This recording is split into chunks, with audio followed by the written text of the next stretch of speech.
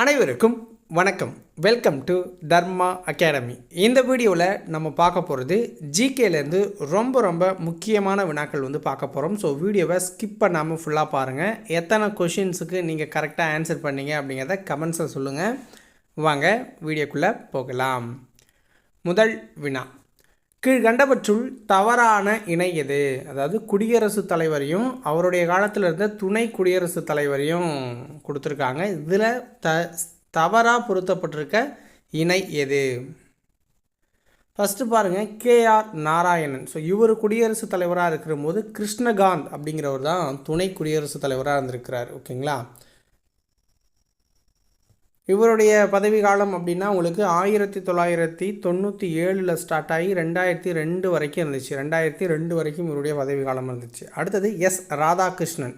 இவருடைய பதவி காலத்தில் ஜாகிர் ஹுசைன் அப்படிங்கிறவர் தான் துணை குடியரசுத் தலைவராக இருந்தார். அப்போ இதுவும் சரியான கூற்றாக தான் இருக்குது. இவருடைய பதவி காலம் அப்படின்னு பார்த்தீங்கன்னா ராதாகிருஷ்ணன் 62லேருந்து 67 வரைக்கும், 1962லேருந்து 67 வரைக்கும் இருந்தார். அடுத்தது ஆர் வெங்கட்ராமன். இவருடைய காலத்தில் சங்கர் தயாள் சர்மா அப்படிங்கிறவர் தான் குடியரசுத் தலைவராக இருந்தார்.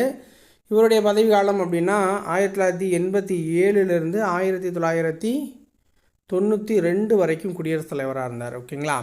ஸோ அடுத்தது கியானி ஜெயில் சிங். ஸோ இவர் கியானி ஜெயில் சிங் இவருடைய ஆட்சி காலம், அதாவது இவர் குடியரசுத் தலைவராக இருந்தது 1982லேருந்து 87 வரைக்கும் இருந்தார். ஓகேங்களா?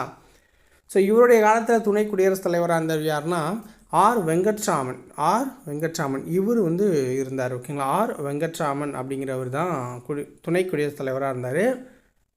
இந்த கேஆர் நாராயணன் அப்படிங்கிறது தப்பாக இருக்குது. ஸோ அப்போ ஆப்ஷன் டி தான் தவறான இணை. ஓகேங்களா? அடுத்தது, எந்த ஆண்டில் சிவாஜி சத்ரபதி என்ற பட்டத்தை சூட்டிக்கொண்டார்? எந்த வருஷத்தில் சிவாஜி தனக்குத்தானே சத்ரபதி அப்படிங்கிற பட்டத்தை சூட்டிக்கொண்டார்? ஆன்சர் 1674, கிபி 1674. அடுத்த வினா, பாரத சக்தி காவியம் என்ற நூலை எழுதியவர் யார்? பாரத சக்தி காவியம் என்ற நூலை எழுதியவர் யார்?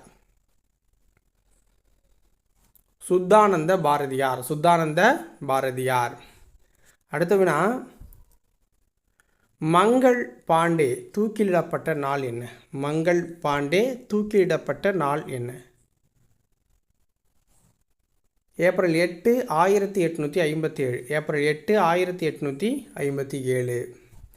அடுத்த வினா பாருங்கள், ஈரவை சட்டமன்றங்களை கொண்ட மாநிலம் அல்லாதது எது? ஈரவை சட்டமன்றங்களை கொண்ட மாநிலம் அல்லாதது எது? ஸோ இதில் தெலுங்கானாவில் 2 அவை இருக்குது, பீகாரில் 2 அவை இருக்குது, கர்நாடகாவில் 2 அவை இருக்குது. ஸோ தமிழ்நாட்டில் மட்டும் ஈரவை கிடையாது. ஓகேங்களா? ஆப்ஷன் பி சரியானது. தமிழ்நாடு தினம் ஒவ்வொரு வருடமும் எந்த தினத்தில் கொண்டாடப்படுகிறது? தமிழ்நாடு தினம் ஒவ்வொரு வருடமும் எந்த தினத்தில் கொண்டாடப்படுகிறது? ஆன்சர் ஜூலை 18.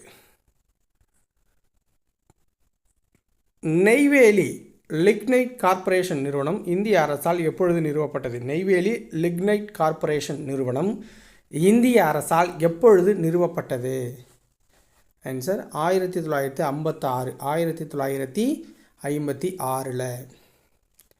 அடுத்த வினா பாருங்கள், அரசியலமைப்பை உருவாக்கியவர்கள் அரசின் கடமைகளாக அரசியலமைப்பில் இந்த வடிவத்தில் சேர்த்தனர்.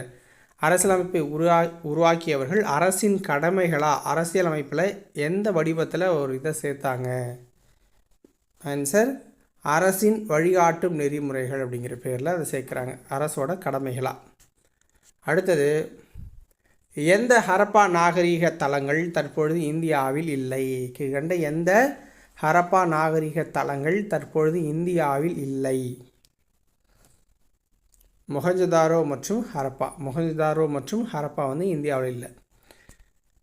இந்தியா மனிதகுலத்தின் அருங்காட்சியகம் என அழைத்தவர் யார்? இந்தியா மனிதகுலத்தின் அருங்காட்சியகம் என அழைத்தவர் யார்? விஏ ஸ்மித் அவர்கள். VA Smith. ஓகேங்களா? ஸோ இதோட இந்த வீடியோ முடியுது. ஸோ எத்தனை கொஷினுக்கு கரெக்டாக ஆன்சர் பண்ணீங்க அப்படிங்கிறத கமெண்ட்ஸில் சொல்லுங்கள். நெக்ஸ்ட் ஃபுல் வீடியோவில் உங்களை சந்திக்கிறேன். நன்றி, வணக்கம்.